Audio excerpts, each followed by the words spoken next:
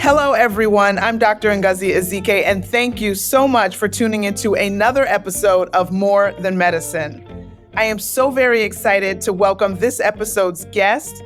She is renowned for her social enterprise business leadership and often described as a nonprofit disruptor who turned around a major agency by leading it as if it was a startup. Please welcome President and CEO of the YMCA of Metropolitan Chicago, Dorri McWhorter. Thank you so much for joining me. I'm excited to have you here. Oh, Dr. Ezike, it is my honor. Thank you for having me. Oh my goodness, this is going to be so fun. So I welcome you warmly to this podcast. And as I normally start off, I really love people just to get a feel for the star of the day. And I just really want you to start off by telling us a little bit about how you got started in your career and just sharing a little bit about your walk, your journey. Sure. So, I started my career in what I like to say the late 1900s. As I started from a professional standpoint, I was an auditor in consulting and did consulting work with Arthur Andersen at the time here in Chicago. And so I just had a great experience of being in management consulting and public accounting. I worked at organizations like Booz Allen Hamilton. And my last role, it was that I was a partner at Crowe Horwath in the enterprise risk management space. And so for me, it's just been this long journey of being in the consulting space and public accounting space. And then probably about 10 years ago, I was on the board of the YMCA Metropolitan Chicago. And we were going through a transition with that organization. And I was really so committed to that particular mission that I was like, I want to do that work. That's what I want to do. And so I, threw my, name in the hat and raised my hand, however you want to say. And fortunately, the board selected me as a CEO at that time. And, we had a great 8-year run. And 3 years ago, the YMCA was going through a search process as well. And I decided that I wanted to join the YMCA to really do more work because of the different, because of just the different footprint that the YMCA had. I was like, we can do more. So decided to come over here. No, it's incredible work. And I think in terms of, the work we're doing at Sinai and the work of the YMCA, it is so aligned. Absolutely. think we know that the YMCA is one of the largest nonprofits in the entire Midwest, serves more than 200,000 people every year. And the mission really says it all. And the mission is that the YMCA is committed to strengthening community by connecting people to their potential, their purpose, and each other. And I think it's beautiful. It's beautifully said. And I feel like, there's so much overlap there with what we do, because really to achieve your potential and connect to your potential, you need health, and you Absolutely. need all the pieces that make health possible and make your best health possible. And so I just think there's a natural intersection. And so I'm really excited for thinking more about this. So obviously, the mission is something that everyone can get on board. What really makes this work more fulfilling to you than maybe some of the other work that you've done in your very illustrious career? Sure. Well, I appreciate that, because you really hit on it with our mission, is that the YMCA, we are really focused on helping all people. And, for me, that was one of my really lifetime goals, is to be as impactful and contribute as much as I could to humanity. And I feel like the YMCA literally gave me a slice of everyone as a demographic, right? So for us, it was around, to your point, with the alignment with what you're doing at Sinai, is that we want to help people have healthier lives and live longer at the end of the day. But we know there's so many factors involved in making that happen. And at the Y, we get an opportunity to touch on a little bit of that, regardless of the services that we're providing. So whether it's our fitness services or the services, from an education perspective that ultimately help people achieve different socioeconomic statuses that we know contributes to people's ultimate health and longevity within their lifetime. So for me, being at the Y was really just a different platform to be able to expand that reach. And let me just tell you my connection to the Y, because I was thinking about you and thinking about the Y, and I was like, it's been such an integral part of my life too. Like, oh my goodness, this is in the 1900s, in the late 1900s. I had a fellowship where I spent my summer working at the Y, in South Central, where I'm from, Yeah. working with about 30 fifth graders, working on math skills. And so Yeah. doing academic enrichment for these kids. Then, in the 21st century, I was in Oak Park, and I remember, picking up resuming my volleyball career with Yeah. this awesome volleyball league at the Y, there in Oak Park. And then, when I had kids, I remember doing swimming lessons at the Y in, I think it was LaGrange Park. And so I'm just Sure. thinking that, like, throughout my life, I have used the Y to promote, academic enrichment, for fitness for myself, for my kids. And so I just see all this going super full circle in terms of how holistic the Y is, Yes. and how that's exactly what's needed. And I would say that, we understand at Sinai that health is not just about Band-Aids, surgeries, and medicines, but it's also about, like, how are you making sure that I have the healthy food that's necessary Yes. to be able to, maximize, our health potential?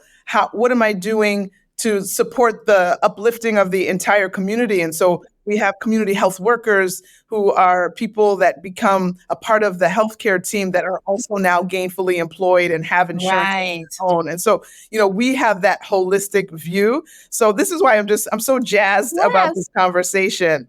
But you get it because that's what we do, right? That's exactly what we do. We talk about being a part of people's lives from cradle to legacy because of the different stages and phases that we experience as humans. The Y actually has an opportunity to be in all those places. And so I want to make sure that in the Chicagoland region that we're showing up in all of those phases and all of those stages of life so that people ultimately can have, as we say, fulfill their purpose and potential and connect with each other, because that is the secret sauce for the Y, is that community, that connection that we build as we do those things. That's right. So I know this, there's so many great stories that you must have, from all the different things that is happening at the Y.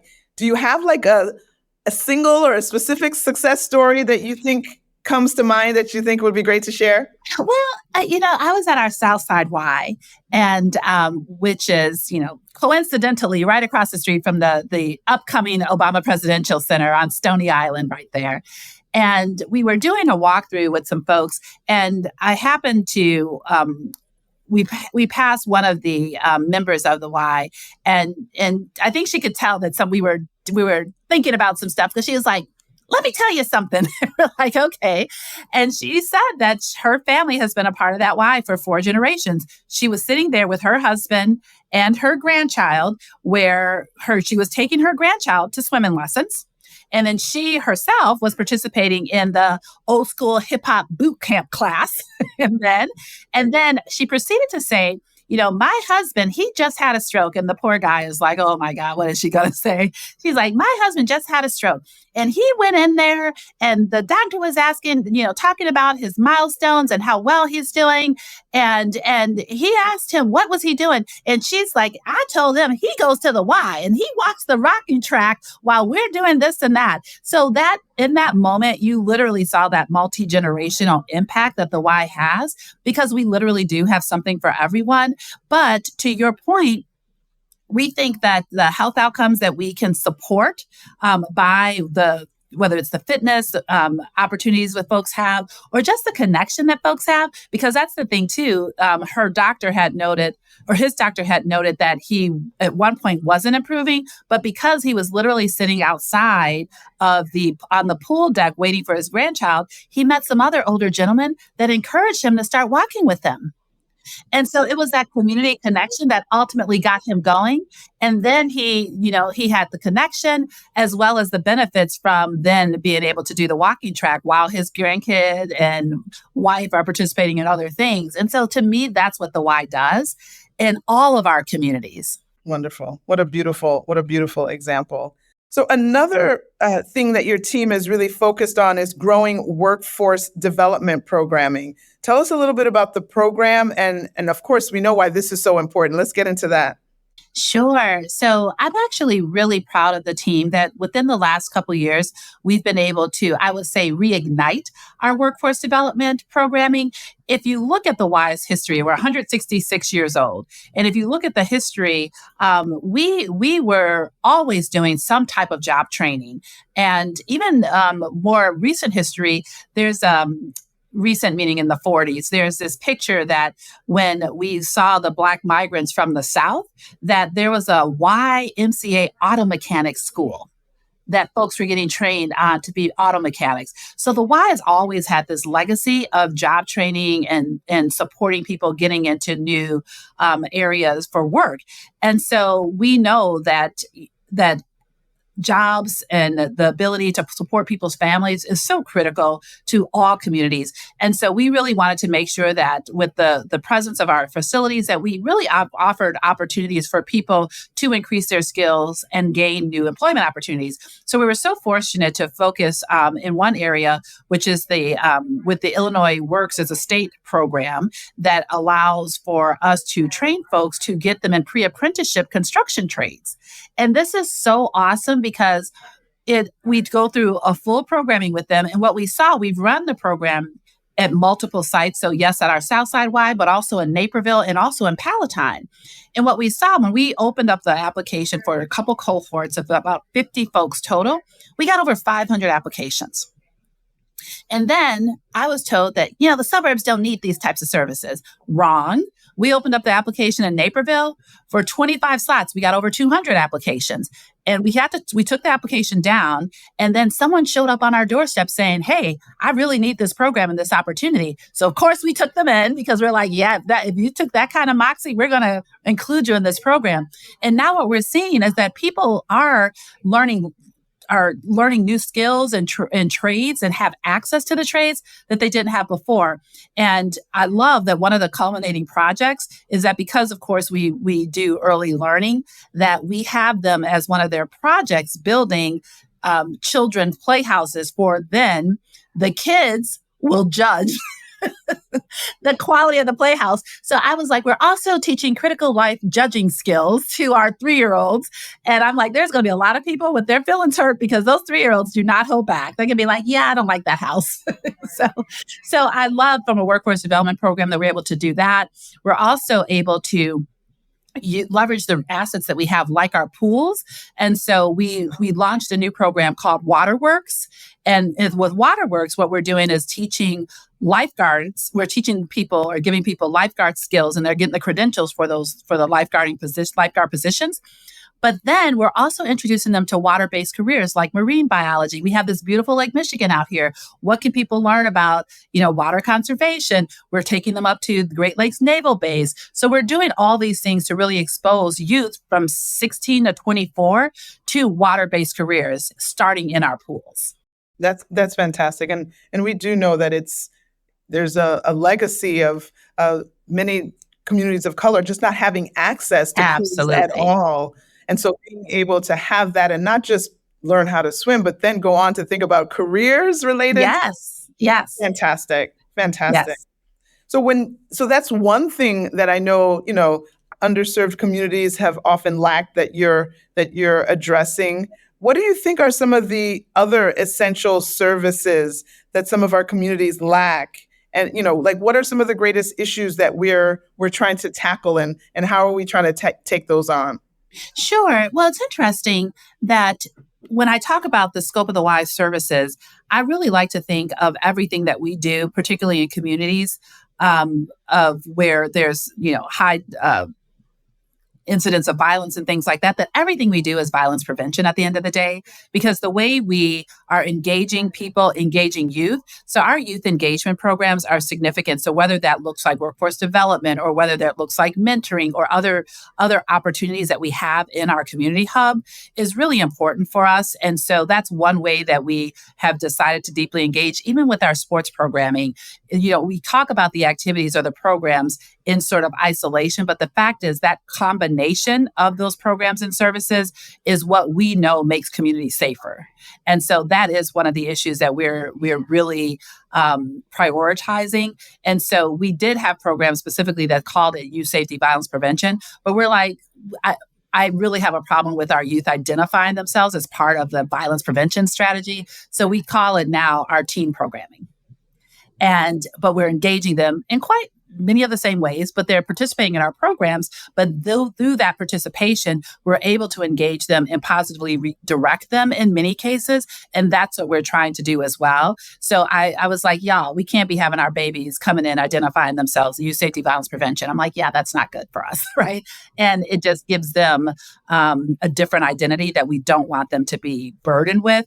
And so we've really been evolving our programming to make sure that they're getting what they need. And of course, the result of that is violence prevention, but not letting that be top of their minds when they come through our doors. That is so powerful. I mean, it just highlights an essential theme.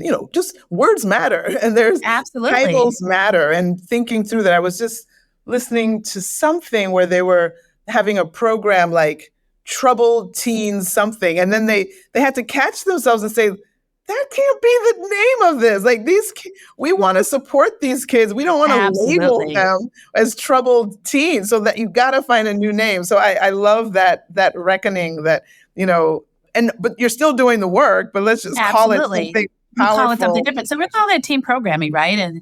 And yes, they are the primary focus of that programming. And that's important to us. Yeah. So thinking about healthcare institutions like Sinai, like safety net health systems that serve communities that really do lack some of the resources that are needed and also are facing already some of these glaring health disparities, how do you see us collaborating and partnering with the Y to build that healthy spirit and mind and body for everyone? Sure. Well, and I know no surprise to you, but we also look at the social determinants of health. And so we know that yes, there's the clinical pieces that's needed, but then there's all these other social factors, whether it's economic factors or housing, all those things.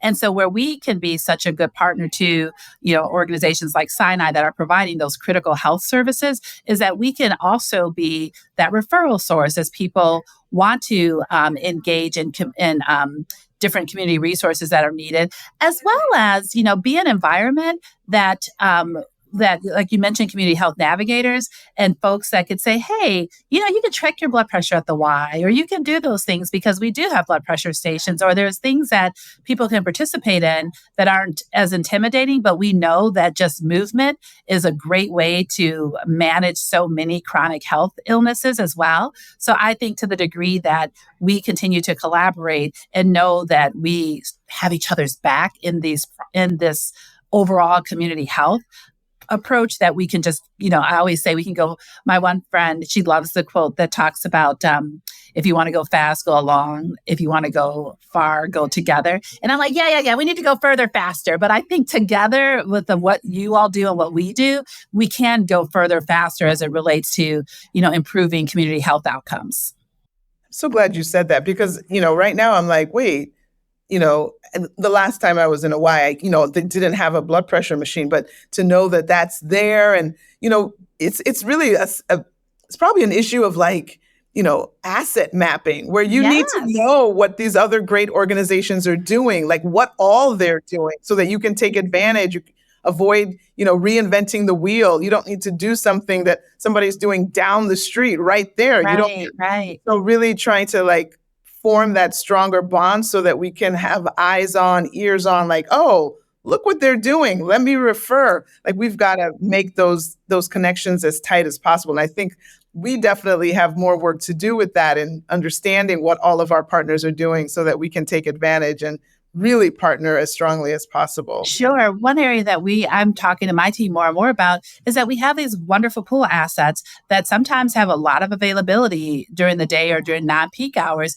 How do we use those for different aqua therapies or different modalities that we know that water not only is a healing source for folks, but can also, be easy on the limbs, right? As people are going through, rehab and things like that. So I want to make sure, to your point, as you're looking at asset mapping, that people understand that we have pools, we have other, different piece of equipment so that people can continue on their healing journeys, that we can support that as well. Super. So as you look back on this work with the why, and not that you're done, you've got more great things ahead, of Oh, course. for sure. What are some of the big lessons that you've learned from your work? Well, one of the big lessons that I've learned, particularly at the YMCA, is that we're all human. And what I mean by that is that we all have different challenges, varying degrees to those challenges, various resources to address those challenges. But the Y has a pretty expansive footprint. Where I like to say we're urban, rural, suburban, exurban, however you want to describe it. We have all the things. We have camps that are effectively in rural America, in both Wisconsin and Michigan, and we have camps in Illinois as well. And then we do have as I mentioned, our suburban locations and our city locations. And it amazes me that we talk about some of these demographics in isolation. But what I've observed is that in literally one time during COVID, I get all the incident reports. And there were two incidents that were very similar, but they happened to very different populations and very different locations. And it just was a reminder that people get challenged wherever they are, and how we address those challenges matter. And so that's something that I've really been thoughtful about, is that how can I continue to ensure that we are mindful around sort of that human experience wherever that experience occurs. That's awesome. That's great. So as you do this great work, obviously, anytime somebody walks in there, whether they're using the walking track or checking blood pressure or learning how to swim, like, that's a success. So, the why is just an ongoing success every day. What do you look for? Like, how do you define success, and how do you measure progress, and where exactly are you trying to go? Well, one of the things, we actually want to see communities transform for the better. And we know that all communities have an opportunity to literally be better, whether we measure that by, the life expectancy. For example, we're looking at how we're, partnering on the West Side with other health organizations to look at the life expectancy on the West Side, because we know that it's 13 years shorter than the life expectancy for downtown. So I want to look at some of these larger community markers, like longevity, like other health outcomes, like violence, all of those things that we can really demonstrate that by the why being present, that we've impacted people's lives in a positive way. Because again, we see this fortuitous cycle that if we strengthen the community and strengthen the individuals, the communities continue to strengthen those individuals, and those individuals continue to strengthen those communities. And so we want to make sure that we have the right markers in place to demonstrate that that's in fact happening. So as the why is trying to ensure that all of this is happening, I guess it's taking on this, transformational journey. So where exactly are we going next, and what are you continuing to look forward to adding or growing? Well, one of the things that, and you mentioned it earlier, it is collaboration. The why is, we consider ourselves a community hub. And so if that's the case, the hub means we don't do everything. The hub means that we understand what else is happening in the community, that we can then partner with those folks and connect people with the right resources, but also collaborate with folks to say, hey, how can us coming together give more to this community, make this community better together?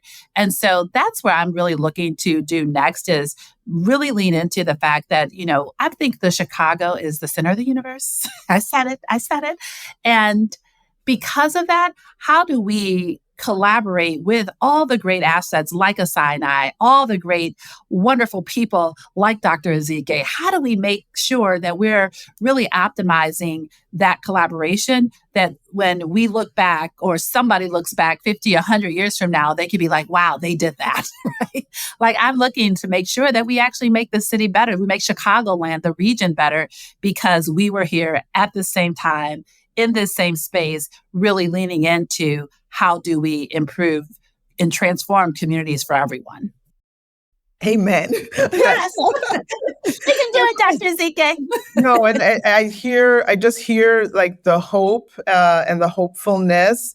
And I know that's what, that's your foundation. So tell me about that hope and why you're so hopeful for the future, and why you know that these disparities that we see, whether it's life expectancy or some of these other inequities, that we definitely are on the path to solving them. Yeah, well, I'll have to say, first of all, knowing people like you exist and seeing what you have done throughout your career gives me a lot of hope because I feel like we have the right people in the right places to get some things done. And you're seeing that. You're seeing the conversations change. You're seeing that collaboration that I spoke of because it's going to take all of us. You know, the notion of it takes a village, it absolutely takes a village. And you're seeing the people come together in ways to truly to focus on that in a different way. And I think that's the only way we're going to actually see the positive change accelerate if we're all focused on the right direction and moving that direction together. And I see so many signs and glimpses of that across the Chicagoland region that gives me a lot of hope. And I feel like, one, with us being in these roles at this time, I just don't feel like we will squander these opportunities, that we will make a difference. And you already see it. Ooh. I think that is like the spot to end on. That is such a uplifting. It's not just soaring rhetoric, like it's the truth, and it's what it is the truth. I know you. You go to work every day with change on the mind, right? And you're making those things happen. And we know that our colleagues across different organizations in government and different places are also coming with that same mindset. And I'm just really bullish on what I know we will accomplish together. Oh, I love it. I love it. Snap. Yes. Oh, no, I think that is a great, uplifting, positive spot to end this amazing conversation. So I just want to thank you so much for joining me. I have so enjoyed our conversation. I've enjoyed hearing your story and all the amazing work that you're doing at the Y. I am wanting to end on a quote from your event website that really hits home to me. We're all in for inclusive, vibrant neighborhoods. We're all in for creating more space for more people. We're all in for locally led community transformation. It takes all of us to change the game.